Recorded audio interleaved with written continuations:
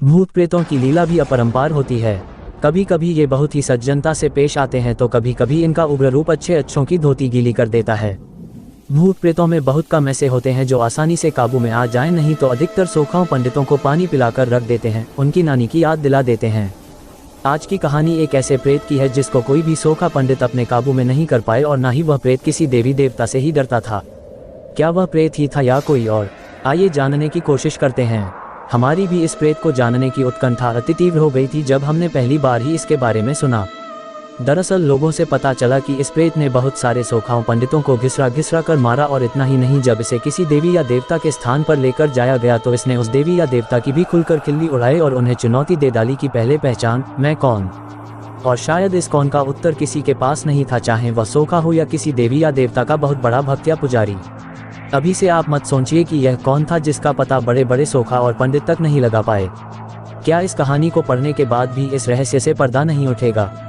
इस रहस्यमयी प्रेत के पहचान मैं कौन पर से पर्दा उठेगा, और यह पर्दा शायद वह प्रेत ही उठाएगा, क्योंकि उससे अच्छा उसको कौन समझ सकता है। बस थोड़ा इंतजार कीजिए और कहानी को आगे तो बढ़ने दीजिए। ये कहानी हमारे गांव जवार की नहीं है, ये कहानी है हमारे जिले से सटे कुशीनगर जिले के एक गाँव की। ये गाँव पडरौना के पास है। अब आप सोच रहे होंगे कि यह कहानी जब मेरे जिले की नहीं है तो फिर मैं इसे कैसे सुना रहा हूँ। मान्यवर, इस गांव में मेरी रिश्तेदारी पड़ती है, अस्तु इस कहानी को मैं भी अच्छी तरह से बयां कर सकता हूँ। भूत प्रेतों की तरह से इस कहानी को रहस्यमय न बनाते हुए मैं सीधे अपनी बात पर आ जाता हूँ। इस गांव में एक पंडित जी हैं जो बहुत ही सुशील, सभ्य और नेक इंसान हैं। ये कहानी घटित होने से पहले तक ये पंडित जी एक बड़े माने जाने ठेकेदार हुआ करते थे और ठेके के काम से अधिकतर घर से दूर ही रहा करते थे। हफ्ते या 15 दिन में इनका घर पर आना जाना होता था। ये ठेका लेकर सड़क आदि बनवाने का काम करते थे। इनके घर के सभी लोग भी बड़े ही सुशिक्षित एवं सज्जन प्रकृति के आदमी हैं। इनकी पत्नी तो साधु स्वभाव की हैं और एक कुशल गृहिणी होने के साथ ही साथ बहुत ही धर्मनिष्ठ हैं। एक बार की बात है कि पंडित जी ठेके के काम से बाहर गए हुए थे, पर 2 दिन के बाद ही उनको 2 लोग उनके घर पर पहुंचाने आए। पंडित जी के घर वालों को उन 2 व्यक्तियों ने बताया कि पता नहीं क्यों कल से ही पंडित जी कुछ अजीब हरकत कर रहे हैं। जैसे कल रात को 7 मजदूरों ने अपने लिए खाना बनाया था और ये जिद करके उन लोगों के साथ ही खाना खाने बैठे, पर मजदूरों ने कहा कि पंडित जी पहले आप खा लें फिर हम खाएंगे। और इसके बाद जब ये खाना खाने बैठे तो 7 मजदूरों का खाना अकेले खा गए, और ये खाना भी आदमी जैसा नहीं निशाचरों जैसा खा रहे थे। उसके बाद 2 मजदूर तो डरकर वहां से भाग ही गए। फिर हम लोगों को पता चला। उसके बाद हम लोग भी वहां पहुंचे और इनको किसी तरह सुलाए और सुबह होते ही इनको पहुंचाने के लिए निकल पड़े। इसके बाद वे दोनों व्यक्ति चले गए और पंडित जी भी आराम से अपनी कोठरी में चले गए। कुछ देर के बाद पंडित जी लुंगी लपेटे घर से बाहर आए और घरवालों के मना करने के बावजूद भी खेतों की ओर निकल गए। घर का एक व्यक्ति भी इनके छोटे भाई चुपके से इनके पीछे पीछे हो लिया। जब पंडित जी गांव से बाहर निकले तो अपने ही आम के बगीचे में चले गए। आम के बगीचे में पहुंचकर कुछ समय तो पंडित जी टहलते रहे, पर पता नहीं अचानक उनको क्या हुआ कि आम की नीचे झुलती हुई मोटी मोटी डालियों को ऐसे तोड़ने लगे जैसे हनुमान का बल उनमें आ गया हो। डालियों के टूटने की आवाज़ सुनकर इनके छोटे भाई दौड़कर बगीचे में पहुंचे और इनको ऐसा करने से रोकने लगे। जब इनके छोटे भाई ने बहुत ही मान मनौवल की तब पंडित जी थोड़ा शांत हुए और घर पर वापस आ गए। इस घटना के बाद तो पंडित जी के पूरे परिवार के साथ ही साथ इनका पूरा गांव भी संशय में जीने लगा।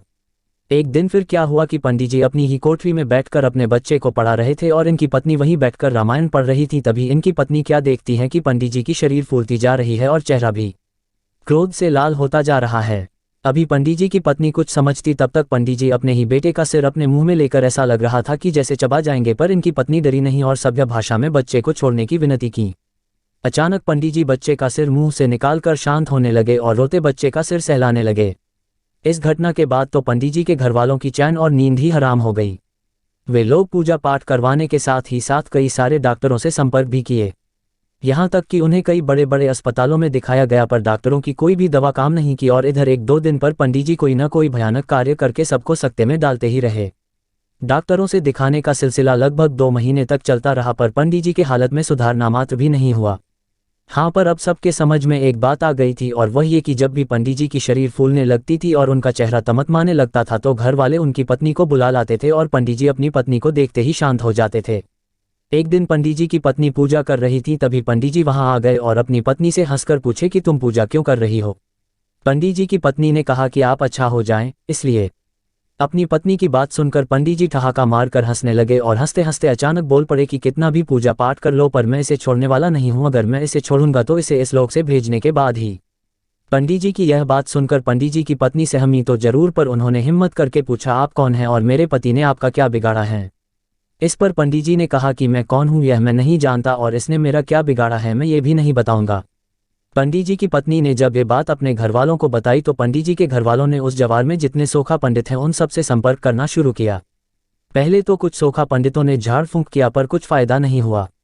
एक दिन पंडित जी के घरवालों ने पंडित जी को लेकर उसी जवार क्षेत्र के एक नामी सोखा के पास पहुंचे।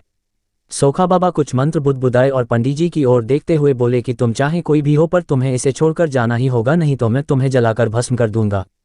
जब सोखा बाबा ने भस्म करने की बात कही तो पंडित जी का चेहरा तमतमा उठा और वे वहीं उस सोखा को कपड़े की तरह पटक पटक कर लगे मारने। सोखा की सारी शेखी रफूचक कर हो गई थी और वह गिड़गिड़ाने लगा था। फिर पंडित जी की पत्नी ने बीच बचाव किया और सोखा की जान बची। पंडित जी द्वारा सोखा के पिटाई की खबर आग की तरह पूरे जवार क्या कई जिलों में फैल गई। अब तो कोई सोखा या पंडित उस पंडित जी से मिलना तो दूर उनका नाम सुनकर ही कांपने लगता था। इसी दौरान पंडित जी को लेकर एक देवी माँ के स्थान पर पहुंचा गया, पर देवी माँ जिस महिला के ऊपर वास करती थी उस महिला ने देवी वास के समय ने साफ मना कर दिया कि वे ऐसे दुष्ट और असभ्य व्यक्ति के मुंह भी लगना नहीं चाहती। पंडित जी उस स्थान पर पहुंचकर मुस्कुरा रहे थे और अपनी पत्नी से बोले कि जो देवी मेरे सामने आने से घबरा रही है वह मुझे क्या भगाएगी। देवी माँ ने पंडित जी के घरवालों से कहा कि यह कौन है ये भी पहचानना मुश्किल है, आप लोग इसे लेकर बड़े बड़े तीर्थ स्थानों पर जाए, हो सकता है कि यह इस पंडित जी को छोड़ दे। इसके बाद पंडित जी के घरवाले पंडित जी को लेकर बहुत सारे तीर्थ स्थानों जैसे मैहर, विंध्याचल, काशी, थावे, कुछ नामी मजार आदि पर गए पर कुछ भी फायदा नहीं हुआ। यहाँ तक कि अब पंडित जी अपने घरवालों के साथ इन तीर्थों पर आसानी से जाते रहे और घूमते रहे। अधिकतर तीर्थ स्थान घुमाने के बाद भी जब वह प्रेत पंडित जी को नहीं छोड़ा तो पंडित जी के घरवाले घर पर ही प्रतिदिन विधिवत पूजा पाठ कराने लगे। पंडित जी की पत्नी प्रतिदिन उपवास रखकर दुर्गा सप्तशती का पाठ करने लगीं। एक दिन पंडित जी अपने घरवालों को अपने पास बुलाए और बोले कि आप सभी लोग खेतों में जाकर कम से कम एक पीपल का पेड़ लगा दीजिए। पंडित जी की पत्नी बोल पड़ी कि अगर आपकी यही इच्छा है तो एक क्या हम लोग 11 पीपल का पेड़ लगाएंगे। इसके बाद पंडित जी के घरवाले पंडित जी को साथ लेकर उसी दिन खेतों में गए और इधर उधर से खोज खाज कर एक पीपल का पेड़ लगाए और पंडित जी से बोले कि हम लोग बराबर पीपल का पेड़ लगाते रहेंगे। इस घटना के बाद पंडित जी थोड़ा शांत रहने लगे थे। अब वे अपने घर का छोटा मोटा काम भी करने लगे थे। एक दिन पंडित जी के बड़े भाई घर के दरवाजे पर लकड़ी फाड़ रहे थे। पंडित जी वहां पहुंचकर टांगी अपने हाथ में ले लिए और देखते ही देखते लकड़ी की 3 मोटी सिल्लियों को फाड़ दिए। शायद इन तीनों सिल्लियों को फाड़ने में उनके भाई महीनों लगाते। एक दिन लगभग सुबह के 4 बजे होंगे कि पंडित जी ने अपनी पत्नी को जगाया और बोल पड़े, मैं जा रहा हूँ। पंडित जी की पत्नी बोल पड़ी, अभी तो रात है और इस रात में आप कहाँ जा रहे हैं? अपनी पत्नी की यह बात सुनकर पंडित जी हंसे और बोले, मैं जा रहा हूं और वह भी अकेले, तेरे सुहाग को तेरे पास छोड़कर। अब मैं तेरे पति को और तुम लोगों को कभी तंग नहीं करूंगा। तुम जल्दी से अपने पूरे घरवालों को जगवाओ ताकि जाने से पहले मैं उन सबसे भी मिल लूं। पंडित जी के इतना कहते ही पंडित जी की पत्नी के आंखों से झर आंसू झरने लगे और वे पंडित जी का पैर पकड़कर खूब तेज रोने लगीं।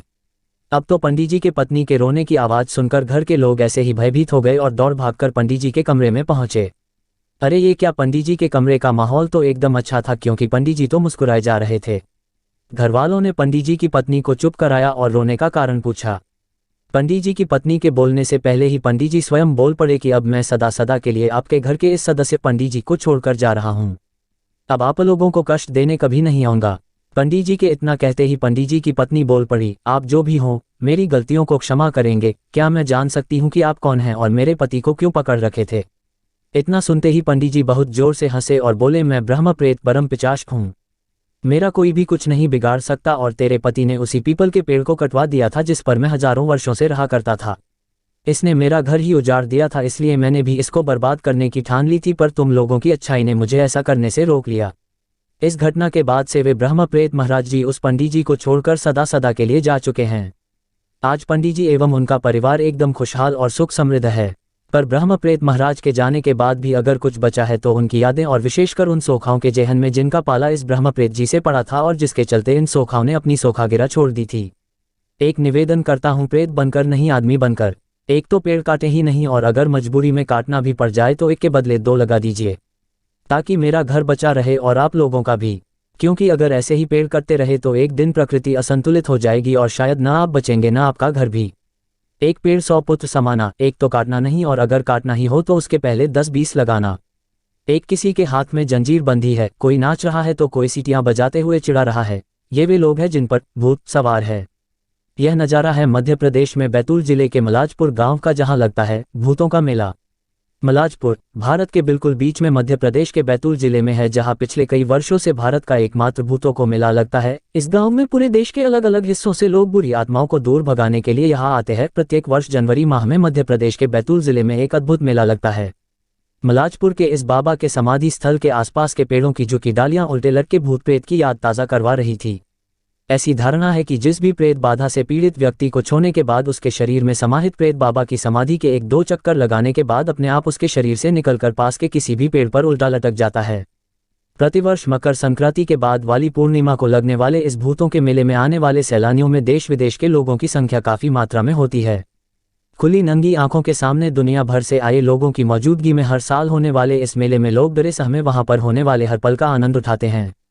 गुरु साहब बाबा की समाधि पर लगने वाले विश्व के भूतों के एकमात्र मेले में पूर्णिमा की रात का महत्व काफी होता है। यह मेला 1 माह तक चलता है। ग्राम पंचायत मलाजपुर इसका आयोजन करती है। कई अंग्रेजों ने पुस्तकों एवं उपन्यासों तथा स्मरणों में इस मेले का जिक्र किया है। इन विदेशी लेखकों के किस्सों के चलते ही हर वर्ष कोई ना कोई विदेशी बैतूल जिले में स्थित मलाजपुर के गुरु साहिब के मेले में आता है। सतपुड़ा में मध्य प्रदेश के दक्षिण में बसे गोंडवाना क्षेत्र के जिलों में से एक बैतूल विभिन्न संस्कृतियों एवं भिन्न भिन्न परंपराओं को मानने वाली जातियों जनजातियों सहित अनेकों धर्मों व संस्कृतियों के मानने वाले लोगों से भरपूरा है। इस क्षेत्र में पीढ़ियों से निवास करते चले आ रहे इन्हीं लोगों की आस्था और अटूट विश्वास का केंद्र कहा जाने वाला गुरु साहिब बाबा का ये समाधि स्थल पर आने वाले लोगों के बताए किस्से कहानियां लोगों को बरबस इस स्थान पर खींच लाती हैं। क्षेत्र की जनजातियों एवं अन्य जाति धर्म व समुदायों के बीच आपसी सद्भाव के बीच इन लोगों के बीच चले आ रहे भूत प्रेत जादू टोना टोटका एवं झाड़ फूंक का विश्वास यहाँ के लोगों के बीच सदियों से प्रचलित मान्यताओं के कारण अमिट है। देवी देवता बाबा के प्रति यहाँ के लोगों की अटूट आस्था आज भी देखने को मिलती है। विशेषकर आदिवासी अंचल की गोंड भील एवं कोरकू जनजातियों में, जिसमें पीढ़ी पीढ़ी से मौजूद टोटका झाड़ फूंक एवं भूत प्रेत चुड़ैल सहित अनेक ऐसे रीति रिवाज निवारण प्रक्रिया आज भी पाई जाती है। अक्सर देखने को मिलता है कि कमजोर दिल वाले व्यक्तियों के शरीर के अंदर प्रवेशित होकर व्यक्ति को प्रत्यक्ष व अप्रत्यक्ष तरीकों से मानसिक स्थिति असंतुलित करके कष्ट पहुंचाती है। इन्हीं परेशानियों व भूत प्रेत बाधाओं से मुक्ति दिलाने वाले स्थानों में मध्य प्रदेश के बैतूल जिले के ग्राम मलाजपुर में स्थित गुरु साहब बाबा का समाधि स्थल अब पूरी दुनिया में जाना पहचाना जाने लगा है। अभी तक यहाँ पर केवल भारत के विभिन्न गांवों में बसने वाले भारतीयों को जमावड़ा होता था, लेकिन अब तो विदेशों से भी विदेशी सैलानी वीडियो कैमरों के साथ साथ अन्य फिल्मी छायांकन के लिए अपनी टीम के साथ पहुंचने लगे हैं। मलाजपुर के गुरु साहिब बाबा के पौराणिक इतिहास के बारे में अनेक कथाएं प्रचलित हैं। जनश्रुति है कि बैतूल जिला मुख्यालय से 34 किलोमीटर दूर विकासखंड चिचोली, जो कि क्षेत्र में पाई जाने वाली वन उपजों के व्यापारिक केंद्र के रूप में प्रख्यात हैं। इसी चिचोली विकासखंड से 8 किलोमीटर दूर से ग्राम मलाजपुर, जहां स्थित है श्रद्धा और आस्थाओं का सर्वजातिमान्य श्री गुरु साहिब बाबा का समाधि स्थल। उपलब्ध जानकारी के अनुसार इस स्थल का पौराणिक इतिहास यह है कि विक्रम संवत 1700 के पश्चात आज से लगभग 348 वर्ष पूर्व ईस्वी सन 1644 के समकालीन समय में गुरु साहब बाबा के पूर्वज मलाजपुर के पास स्थित ग्राम कटकुही में आकर बसे थे। बाबा के वंशज महाराणा प्रताप के शासनकाल में राजस्थान के आदमपुर नगर के निवासी थे। अकबर और महाराणा प्रताप के मध्य छिड़े घमसान युद्ध के परिणामस्वरूप भटकते हुए बाबा के वंशज बैतूल जिले के इसरूरस क्षेत्र में आकर बस गए। बाबा के परिवार के मुखिया का नाम राय सिंह तथा पत्नी का नाम चंद्रकुंवर बाई था, जो बंजारा जाति के कुशवाहा वंश के थे। इनके 4 पुत्र क्रमशः मोती सिंह, दमन सिंह, देवजी गुरु साहब और हरिदास थे। श्री देवजी संत गुरु साहब बाबा का जन्म विक्रम संवत 1727 फाल्गुन सुदी पूर्णिमा को कटकुही ग्राम में हुआ था। बाबा का बाल्यकाल से ही रहन सहन खाने पीने का ढंग अजीबोगरीब था। बाल्यकाल से ही भगवान भक्ति में लीन श्री गुरु साहिब बाबा ने मध्य प्रदेश के हरदा जिले के अंतर्गत ग्राम खिड़किया के संत जयंता बाबा से गुरुमंत्र की दीक्षा ग्रहण कर वे तीर्थाटन करते हुए अमृतसर में अपने इष्ट देव की पूजा आराधना में कुछ दिनों तक रहे। इस स्थान पर गुरु साहिब बाबा को देवाला बाबा के नाम से लोग जानते पहचानते हैं तथा आज भी वहां पर उनकी याद में प्रतिवर्ष विशाल मेला लगता है। इस मेले में लाखों भूत प्रेत बाधा से ग्रसित व्यक्तियों को भूत प्रेत बाधा से मुक्ति मिलती है। गुरु साहिब बाबा उक्त स्थानों से चंद दिनों के लिए भगवान विश्वनाथ की पुण्य नगरी काशी प्रवास पर गए, जहां गायघाट के समीप निर्मित दरभंगा नरेश की कोठी के पास बाबा का मंदिर स्थित है।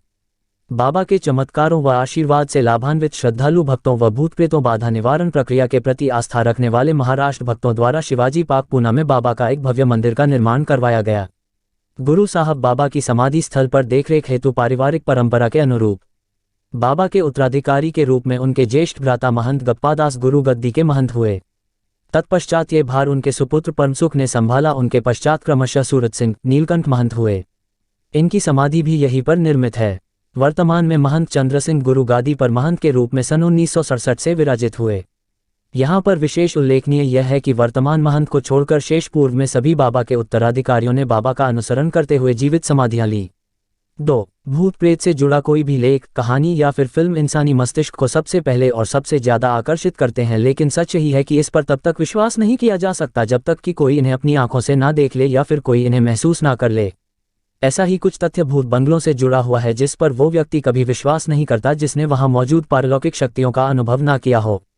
आज हम आपको ऐसे ही कुछ विश्व प्रसिद्ध हॉन्टेड हाउस के बारे में बताएंगे जिनके भीतर बुरी आत्माओं का वास तो है, लेकिन जहां कुछ लोग इसे सिर्फ मनगढ़ंत कहानी मानते हैं तो कुछ इन जगहों का नाम सुनकर भी काम जाते हैं। 1. White house. जी हाँ, विश्व के सबसे ताकतवर आदमी का निवास स्थान व्हाइट हाउस सिर्फ इसलिए नहीं जाना जाता क्योंकि वहाँ अमेरिका के राष्ट्रपति रहते हैं, बल्कि इससे भी ज़्यादा खास बात यह है कि यहाँ अमेरिका के दूसरे राष्ट्रपति जॉन एडम्स, जिन्होंने अमेरिका के स्वतंत्रता संग्राम में बहुत महत्वपूर्ण भूमिका निभाई थी, की आत्मा आज भी इस स्थान को छोड़कर नहीं गई है। बहुत से लोगों ने यहाँ किसी बूढ़े व्यक्ति को घूमते देखा है जो एक ही नज़र में आंखों से ओझल हो जाता है। कुछ लोग इस बूढ़ी परछाई को लिंकन की आत्मा कहते हैं, लेकिन इस परछाई के पहनावे और व्यवहार से इसे जॉन एडम्स का ही प्रेत कहा जाता है। 2. द शूना होटल, इंग्लैंड। विश्व का सबसे पुराना और सबसे भूतहा स्थान है ये होटल। इतिहास के महान चरित्र किंग जॉर्ज तृतीय और चार्ल्स डिकन इस होटल में बहुत समय तक रुके थे। उन्हें यहाँ ठहरना पसंद था। वैसे तो ये होटल आज भी आमजन के पूरी रात खुला रहता है, लेकिन फिर भी आप यहाँ ठहरने का रिस्क नहीं ले सकते क्योंकि ब्रिटेन की एक पैरानॉर्मल सोसाइटी ने यह पाया है कि यहाँ प्रेत आत्माएं अपनी मौजूदगी दर्ज करवा चुकी हैं और उनके साथ समीपता रखना इंसानों के लिए घातक सिद्ध हो सकता है। इस होटल के कमरे 17 और 28 बेहद खौफनाक हैं। यहाँ ठहरने वाला कोई भी व्यक्ति अपनी जान नहीं बचा पाया है। 3. ला लॉरी हाउस, अमेरिका। सन 1800 के शुरुआती दौर में इस होटल में मैडम ला लॉरी रहा करती थी। दुनिया के सामने वह एक बहुत अच्छी महिला के तौर पर रहती थी, लेकिन पीठ पीछे वह अपने गुलामों और नौकरों के साथ बहुत बुरा और अमानवीय सलूक करती थी। एक रात उनके एक गुलाम ने उस घर में आग लगा दी जिसमें जलकर ला लॉरी की मौत हो गई। लेकिन उस आग में सिर्फ उनका शरीर जला था क्योंकि उसकी आत्मा आज भी वही भटक रही है और वहां आने वाले लोगों को यातनाएं देती है। लोगों ने कई बार वहां अजीब सी आवाजें सुनी हैं जो सुनने में बेहद डरावनी होती हैं। 4. The tower of London, England. एक समय था जब इस जगह इंग्लैंड की खतरनाक कुख्यात हस्तियों को बंदी बनाकर रखा जाता था, जिनमें से कई बंधकों के सिर काट दिए गए या उन्हें फांसी पर लटका दिया गया। उन्हीं मृत बंधकों की खतरनाक आत्माएं आज यहाँ भटकती हैं और आने जाने वाले हर व्यक्ति को परेशान करती हैं। लोगों ने कई बार यहाँ दर्द से चीखने चिल्लाने की आवाजें सुनी हैं और कटे सिर वाले शरीर को घूमते हुए देखा है। 3. रमकलिया। जी हाँ, यही तो नाम था उस लड़की का। 16 वर्ष की रमकलिया अपने माँ बाप की इकलौती संतान थी। उसके माँ बाप उसका बहुत ही ख्याल रखते थे और उसकी हर मांग पूरी करते थे। अरे यहाँ तक कि हमारे गांव जवार के बड़े बुजुर्ग बताते हैं कि गांव क्या पूरे जवार में सबसे पहले साइकिल रमकलिया के घर पर ही खरीद कर आई थी। उस साइकिल को देखने के लिए गांव जवार टूट पड़ा था। रमकलिया उस समय उस साइकिल को लंगड़ी चलाते हुए गदही, खेत खलिहान सब घुमाती थी। रमकलिया बहुत ही नटखट थी और लड़कों जैसा मटरगश्ती करती रहती थी। वह लड़कों के साथ कबड्डी, चिक्का आदि खेलने में भी आगे रहती थी। एक बार कबड्डी खेलते समय गलगोदही करने को लेकर झगड़ा हो गया।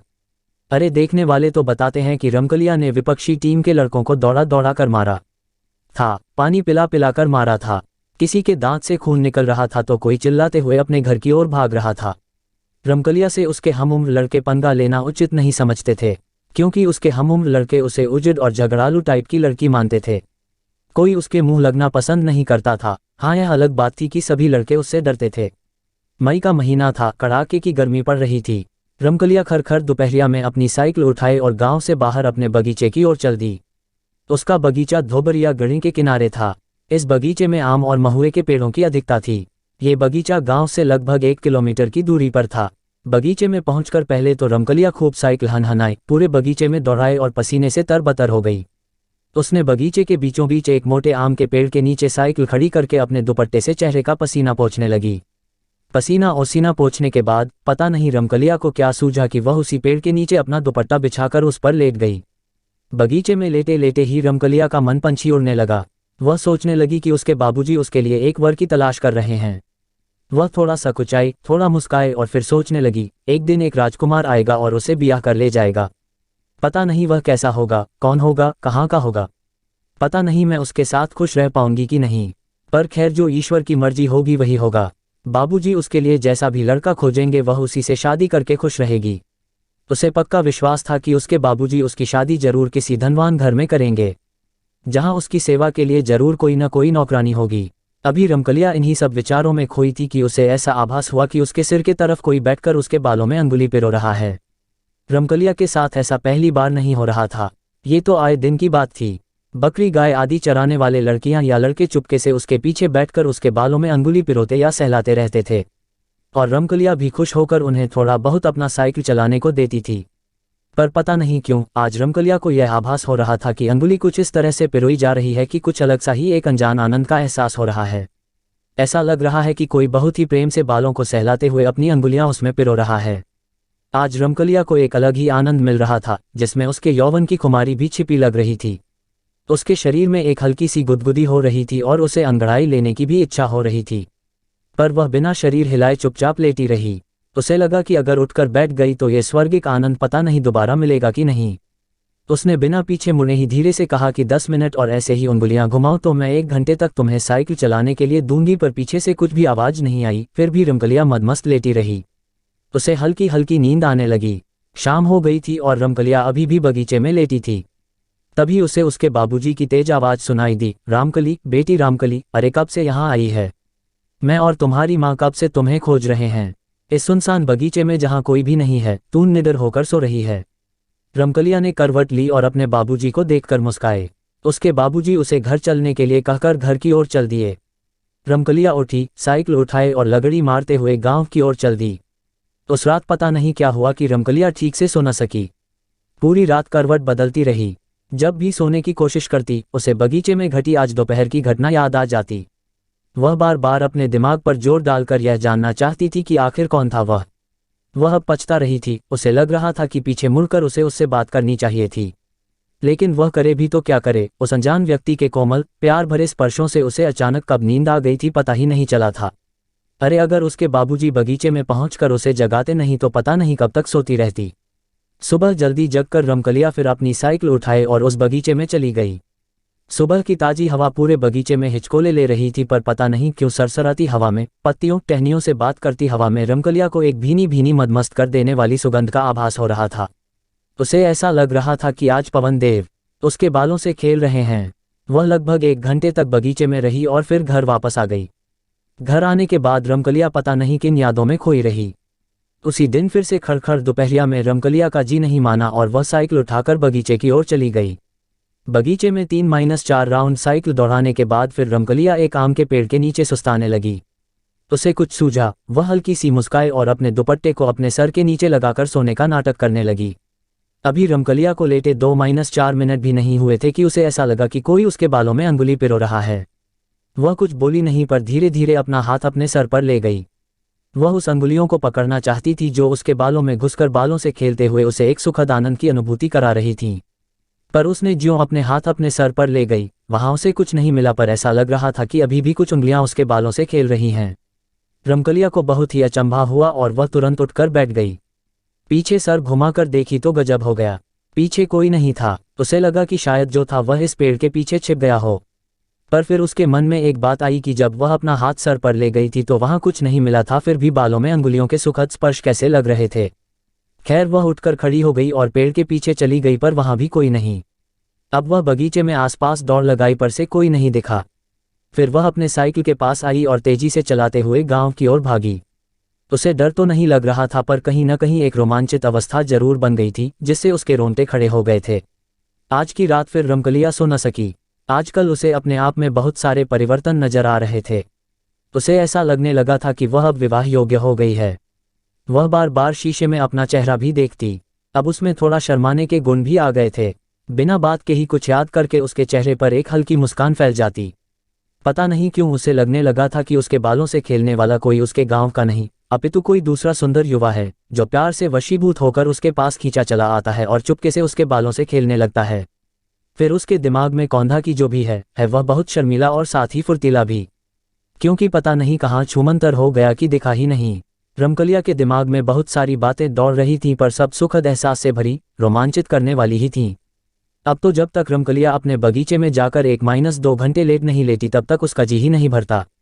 रमकलिया का अब प्रतिदिन बगीचे में जाना और एक अलौकिक प्रेम की ओर कदम बढ़ाना शुरू हुआ। एक ऐसा अनजाना, नासमझ प्रेम जो रमकलिया के हृदय में हिचको ले रहा था। वह पूरी तरह से अनजान थी इस प्रेम से, फिर भी हो गई थी इस प्रेम की दीवानी। पहली बार प्रेम के इस अनजाने एहसास ने उसके हृदय को गुदगुदाया था, एक स्वर्गिक आनंद को उसके हृदय में उपजाया था। एक दिन सूर्य डूबने को थे। चरवाहे अपने गाय भैंस बकरियों को हाँकते हुए गांव की ओर चल दिए थे। अंधेरा छाने लगा था। ऐसे समय में रमकलिया को पता नहीं क्या सूझा कि वह अपनी साइकिल उठाए और बगीचे की ओर चली गई। आज उसने बगीचे में पहुंचकर साइकिल को एक जगह खड़ा कर खुद ही पास में खड़ी हो गई। उसे कुछ सूझ नहीं रहा था। उसे पता नहीं क्यों ऐसा लग रहा था कि कोई तो है जो अभी उसे उस बगीचे में बुलाया, और वह भी अपने आप को रोक न सकी और खींचते हुए इस बगीचे की ओर चली आई। 2-4 मिनट खड़ा रहने के बाद रमकलिया थोड़ा तंग गई। अपने सुकोमल हृदय को कठोर बनाकर बुदबुदाई, अगर यह कोई इंसान न होकर भूत निकला तो। खैर जो भी हो, मुझे पता नहीं क्यों इस रहस्यमयी जीव से मुझे प्रेम हो गया है। भूत हो या कोई दैवी आत्मा, अब तो मैं इससे मिलकर ही रहूंगी। इंसान को अपना बनाता है, मैं अब इस दैवी आत्मा को अपना हमसफर बनाऊंगी। देखती हूँ इस अनजाने अनसमझे प्यार का परिणाम क्या होता है। अगर वह इंसान नहीं तो कौन है और किस दुनिया का रहने वाला है, कैसी है उसकी दुनिया। ये सब सोचती हुई रमकलिया अपने साइकिल का हैंडल पकड़ी और उसे डुगराते हुए बगीचे से बाहर आने लगी। अब बगीचे में पूरा अंधेरा पसर गया था और साथ ही सन्नाटा भी। हाँ, रह कर कभी कभी गांव की ओर से कोई आवाज उठाती थी। ऐसे समय में रमकलिया को पता नहीं क्या सूझा कि वह अपनी साइकिल उठाए और बगीचे की ओर चली गई। आज उसने बगीचे में पहुंचकर साइकिल को एक जगह खड़ा कर खुद ही पास में खड़ी हो गई। उसे कुछ सूझ नहीं रहा था। उसे पता नहीं क्यों ऐसा लग रहा था कि कोई तो है जो अभी उसे उस बगीचे में बुलाया, और वह भी अपने आप को रोक न सकी और खींचते हुए इस बगीचे की ओर चली आई। 2-4 मिनट खड़ा रहने के बाद रमकलिया थोड़ा तंग गई। अपने सुकोमल हृदय को कठोर बनाकर बुदबुदाई, अगर यह कोई इंसान न होकर भूत निकला तो। खैर जो भी हो, मुझे पता नहीं क्यों इस रहस्यमयी जीव से मुझे प्रेम हो गया है। भूत हो या कोई दैवी आत्मा, अब तो मैं इससे मिलकर ही रहूंगी। इंसान को अपना बनाता है, मैं अब इस दैवी आत्मा को अपना हमसफर बनाऊंगी। देखती हूँ इस अनजाने अनसमझे प्यार का परिणाम क्या होता है। अगर वह इंसान नहीं तो कौन है और किस दुनिया का रहने वाला है, कैसी है उसकी दुनिया। ये सब सोचती हुई रमकलिया अपने साइकिल का हैंडल पकड़ी और उसे डुगराते हुए बगीचे से बाहर आने लगी। अब बगीचे में पूरा अंधेरा पसर गया था और साथ ही सन्नाटा भी। हाँ, रह कर कभी कभी गांव की ओर से कोई आवाज उठाती थी। रात को रमकलिया अपने कमरे में बिस्तरे पर करवटें बदल रही थी। नींद उसकी आंखों से कोसों दूर थी। एक अजीब सिहरन, गुदगुदी का एहसास हो रहा था उसको। उसे कभी हंसना तो कभी रोना आ रहा था। तभी अचानक उस कमरे के जंगले से एक बहुत ही तेज, डरावनी सरसराती हवा अचानक कमरे में प्रवेश की। बिना बहती हवा के अचानक कमरे में बैठी इस डरावनी हवा से रमकलिया थोड़ी सहम गई और फटाक से उठकर बैठ गई। उसकी सांसें काफी तेज हो गई थीं। वह धीरे धीरे लंबी सांस लेकर अपने बढ़ते दिल की धड़कन को भी काबू में करने का प्रयास किया। तभी उसे ऐसा लगा कि कोई उसके कान में हौले हौले भारी आवाज में गुनगुना रहा हो। बढ़ती दिल की धड़कन कुछ तो कह रही है, मैं तेरा दीवाना जलता परवाना हूँ, तू क्यों नहीं समझ रही है। इसी के साथ उसे लगा कि वह सरसराती हवा उसके बिस्तरे के बगल में हल्के से मूर्त रूप में स्थिर हो गई है, पर कुछ भी स्पष्ट नहीं है। अचानक उसे लगा कि वही बगीचे में वाले सुकोमल हाथ फिर से उसके बालों के साथ खेलने लगे हैं, उसे एक चरम आनंद की अनुभूति करा रहे हैं। वह चाहकर भी कुछ न कह सकी और धीरे धीरे फिर से लेट गई। अरे ये क्या, उसके लेटते ही ऐसा लगा कि उसके कमरे में रखी एक काठ कुर्सी सरकते हुए उसके सिरहाने की ओर आ रही है। वह करवट बदली और उस काठ कुर्सी की ओर नजर घुमाई, तब तक वह काठ कुर्सी उसके सिरहाने आकर लग गई। फिर बिना कुछ कहे एक मदमस्त अलहड़ प्रेमांगना की तरह अंगड़ाई लेते हुए, सांसों को तेजी के साथ छोड़ते हुए वह फिर से चुपचाप बिस्तरे पर लेट गई। उसके लेटते ही वह सुकोमल हाथ फिर से उसके बालों से खेलने लगे। वह एक कल्पित दुनिया की सैर पर निकल गई। ये कल्पित दुनिया अलौकिक थी। इस दुनिया की इकलौती राजकुमारी रमकलिया ही थी जिसे एक अपने सेवक से प्रेम हो गया था। वह इस कल्पित दुनिया में आनंदित होकर विचरण कर रही थी। अचानक रमकलिया को इस कल्पित दुनिया से बाहर आना पड़ा, क्योंकि से लगा कि कोई उसका सिर पकड़कर जोर जोर से हिला रहा है, यानी जगाने की कोशिश कर रहा हो। रमकलिया को लगा कि कहीं ये भी स्वप्न तो नहीं, पर वह तो जगी हुई ही थी। वह उठकर बैठ गई। फिर उस कमरे में शुरू हुई एक ऐसी कहानी जो रमकलिया को उसके पिछले जन्म में लेकर चली गई। रमकलिया बिस्तरे पर सावधान की मुद्रा में बैठी हुई थी। काठ कुर्सी पर मूर्त रूप में पर पूरी तरह से अस्पष्ट हवा का रूप विराजमान था और वहां से एक मर्दानी भारी आवाज सुनाई दे रही थी। वह आवाज कह रही थी, रमकलिया तून मेरी है, सिर्फ मेरी। मैं पिछले 2-3 जन्मों से तुझे प्रेम करता आ रहा हूं। मैंने हर जन्म में तुझे अपनाने के लिए कुछ न कुछ गलत कदम उठाया है, पर इस जन्म में मैं तुझे सच्चाई से पाना चाहूंगा। वह आवाज आगे बोली, याद है पिछले जन्म में भी मैं तुझे अथाह प्रेम करता था, पर तून मेरे प्रेम को नहीं समझ सकी और मैं भी बावला पागल तुझे पेड़ से धक्का दे दिया था। यहाँ मैं आप लोगों को रमेशरा की कहानी की याद दिलाना चाहूंगा, जो गांव की गोरी थी और उसे एक भेड़िहार का लड़का अपना बनाना चाहता था, पर रमेशरा के पिता द्वारा मना करने पर उस भेड़िहार पुत्र ने आत्महत्या कर ली थी और प्रेत हो गया था। बाद में वही प्रेत रमेशरा को ओल्हा पाती खेलते समय धक्का दे दिया था और वही रमेशरा अब रमकलिया के रूप में फिर से पैदा हुई थी। आभार, मैं वही हूं पर अब बदल गया हूं। भले मैं आत्मा हूं, एक प्रेत हूं, पर अब मैं अपनी प्रियतमा का कोई अहित नहीं करूंगा और अब उसे नफरत से नहीं प्रेम से जीतूंगा। उस हवा रूपी आवाज की बातें सुनकर रमकलिया एक पागल प्रेमी की तरह उठकर उस कुर्सी पर विराजमान मूर्त पर अस्पष्ट हवा से लिपट गई। वह सिसक सिसक कर कहने लगी, तून जो भी हो पर है मेरा प्रियतम। मैं अब तेरे बिना जी नहीं सकती। तून अब देर न कर, अभी मेरी मांग में सिंदूर भर और मुझे अपना बना। मुझे सदा सदा के लिए अपने साथ ले चल। इतना कहने के बाद रमकलिया को पता नहीं अचानक क्या हुआ कि वह बिस्तरे पर गिर गई। सुबह सुबह रमकलिया के माता पिता रमकलिया के कमरे का दरवाजा पीटे जा रहे हैं, पर वह उठने का नाम नहीं ले रही है। रमकलिया के माता पिता बहुत ही परेशान हैं क्योंकि रमकलिया के कमरे से कोई सुगबुगाहट नहीं आ रही है। आसपास के कुछ लोग भी एकत्र हो गए हैं, सब चिल्ला चिल्ला कर रमकलिया को जगाना चाहते हैं। अंततः रमकलिया के माता पिता ने कमरे का दरवाजा तोड़ने का फैसला किया क्योंकि वे अब किसी अनहोनी की आशा में पीले पड़ते जा रहे थे। लकड़ी के दरवाजे पर कसकर एक लात पड़ते ही अंदर से लगी उसकी किल्ली निकल गई और भड़ाक से करके दरवाजा खुल गया। दरवाजा खुलते ही रमकलिया के माता पिता रमकलिया के बिस्तर की ओर भागे। साथ में आसपास के कई लोग भी थे। रमकलिया के कमरे का हुलिया पूरी तरह से बदला हुआ था। कमरे में एक अजीब भीनी भीनी खुशबू पसरी हुई थी और साथ ही रमकलिया के बिस्तरे पर तरह तरह के फूल बिछे हुए थे। पास पड़ी कुर्सी पर सिंदूरे का एक डिब्बा पड़ा हुआ था और ऐसा लग रहा था कि बिस्तरे पर रमकलिया नहीं, कोई नवविवाहिता लाल साड़ी पहनकर औंधे मुंह लेटी हुई है। रमकलिया की मां ने देर न की और बिस्तरे पर सोई उस महिला को झकझोरने लगी। अरे ये क्या! उस सोई तरुणी ने करवट बदला और आंखें मलते हुए उठकर बैठ गई। सभी लोग अचंभित तो थे ही, पर रमकलिया का ये रूप देखकर उन्हें सांप भी सूंघ गया था। दरअसल वह रमकलिया ही थी, पर वह एक नवविवाहिता की तरह सजरी संवरी हुई थी। उसके हाथों में लाल लाल चूड़ियां थीं तो पैर में महावर लगा हुआ था। पता नहीं कहां से उसके पैर में नए छागल भी आ गए थे। सर पर सोने का मंगटिक्का शोभा पा रहा था और उस मंगटिक्के के नीचे सिंदूर की हल्की आभा बिखरी हुई थी। सभी लोग हैरान परेशान। अरे रात को ही तो रमकलिया अपने कमरे में आई थी। रात को उसके कमरे में कोई सुगबुगाहट भी नहीं हुई, दरवाजा भी नहीं खुला, तो इतना सारा सामान कहां से आ गया था उसके कमरे में? उसे एक नवदुल्हन की तरह कौन सजा गया था? क्योंकि उसको जिस तरह से सजाया गया था उससे ऐसा लग रहा था कि कोई 8-10 महिलाओं ने 2-4 घंटे मेहनत करके उसे सजाया है। रमकलिया के माता पिता परेशान थे कि उनके घर में इतना कुछ हो गया और उनके कान पर जू तक नहीं। रमकलिया बिस्तरे से उठी, उसके चेहरे पर हल्की सी मुस्कान थी। वह अपने कमरे में स्तब्ध खड़े लोगों, विशेषकर अपने पिता और माता की ओर देखने लगी। वह धीरे धीरे चलकर अपने माता के पास गई और उनके गले लग गई। उसने कहा कि माँ, मैं अब विवाहिता हूँ। इसके बाद भी उसकी माँ कुछ बोल न सकी। सभी लोग आश्चर्य में डूबे। धीरे धीरे यह बात गांव क्या पूरे जवार और जिले में फैल गई। लोग रमकलिया के गांव की तरफ आते और सच्चाई जानने की कोशिश करते, पर गांव के लोगों की सुनी बातों पर अविश्वास से सिर हिलाते चले जाते। जी हाँ, उस रात उस प्रेत ने रमकलिया से विवाह करके उसे सदा के लिए अपना बना लिया था। 5. जो लोग पापी और अधर्मी हैं, जिन्होंने जीवन भर शराब, मांस और स्त्रीगमन के अलावा कुछ नहीं किया, जिन्होंने धर्म का अपमान किया और जिन्होंने कभी भी धर्म के लिए पुण्य का कोई कार्य नहीं किया, वे मरने के बाद स्वतः ही दक्षिण दिशा की ओर खींच लिए जाते हैं।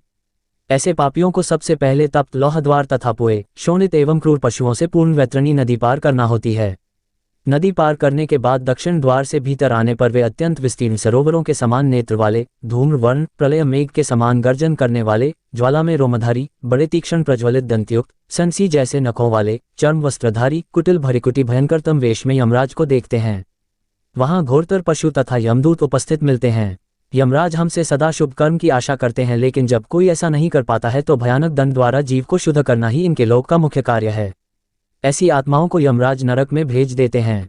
ऐसे हाई बहुत की कहानी सुनने के लिए हमारे साथ बने रहे। Thank you.